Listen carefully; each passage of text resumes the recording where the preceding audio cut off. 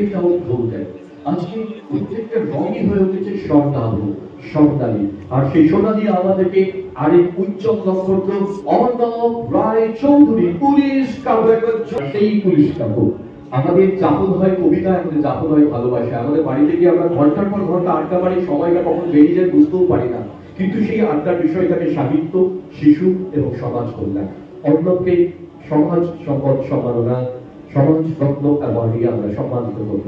সাহেলিকা উত্তরীয় উষ্ণতা দিয়ে তাকে সম্মানিত করতে একটা করতালিতে কর্মজিত থাকুক, মুখরিত থাকুক, এবং আমাদের পক্ষ থেকে ব্যাচ করিয়ে তাকে অভিনন্দিত করছি আমরা। সমাজ রত্ন অ্যাওয়ার্ড 2026 goes to এবং আমাদের পক্ষ থেকে সমাজ সম্পদ সম্মাননার একটি গোল্ডেন মেডেল এবং একটি গোল্ডেন মেমেন্টো অপরে হাততালি। তার কর্মসূচি, তার ভাবনা, তার সৃজন সকলেই অবগত আছেন। এই মুহূর্তে তার অভিব্যক্তি, অভিজ্ঞান আমরা শুনবো, আর সেই ভাবনাকে এগিয়ে নিয়ে যাবো।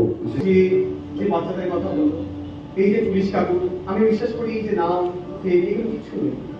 আমি আসলে কিচ্ছু নেই, আমি তুচ্ছ ক্ষুদ্র সাধারণ। এই মহাবিশ্বের কাছে একটা কীট স্বরূপ। সকল কিছু হচ্ছে মা।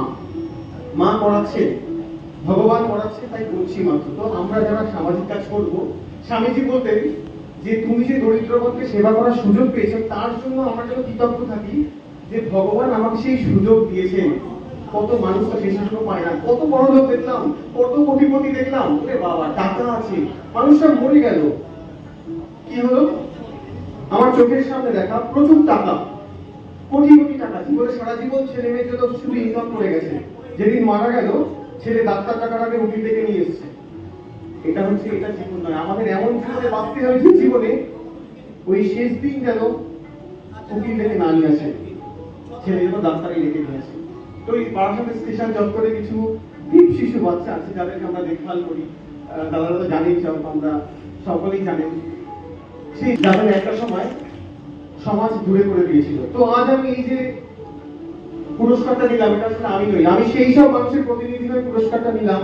এই পুরস্কার আমি কিছু নই, সেই মানুষগুলোকে দরকার যারা এখনো খালি পেটে রাত্রিবেলা ঘুমায়, যারা ডাস্টবিন খুঁটে খায়। আমরা তো আমাদের বাড়তি খাবার ডাস্টবিনে ফেলে, আর সেই ডাস্টবিনে চলে যায় আরেকটা ছেলে হাত পুড়ে, যদি কেউ কিছু ফেলে দিয়ে গেছে কিনা। তো যদি পুরস্কার পাওয়ার থাকে, তাহলে আমি চাই সেই মানুষটা পাক। আমি চাই রাষ্ট্রপতিতে পথ শিশুরা গাইতে উঠুক। আমি চাই খিদে চাপার মন্ত্রগুলো মাইকে বলুক। একটা কথা মনে রাখবেন, আমার থাকুক হেরে যাওয়ার সাহস, আমার থাকুক হেরে যাওয়ার সাহস, আমার থাকুক নত হওয়ার ফল।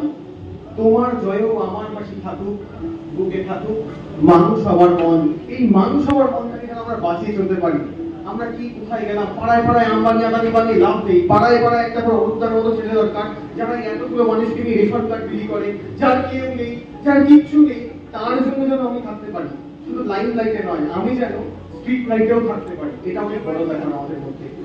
আরেকটা কথা বলি, যেটা সবসময় বলি, যে অনুপম রায়ের একটা গান আছে, আমাকে আমার মতো থাকতে দাও, আমি নিজেকে নিজের মতো গুছিয়ে নিয়েছি।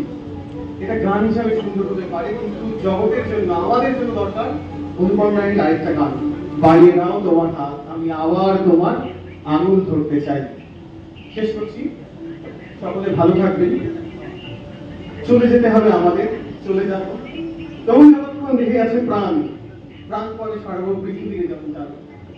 এই যে বিশ্ব, সুকান্ত ভট্টাচার্য সেই কমেন্ট বলে গেছে যে আমরা যদি এই বিশ্বকে এই শিশুর বাসযোগ্য করে যেতে পারি, নবজাতকের কাছে আমাদের দৃঢ় অঙ্গীকার, দৃঢ় অঙ্গীকার।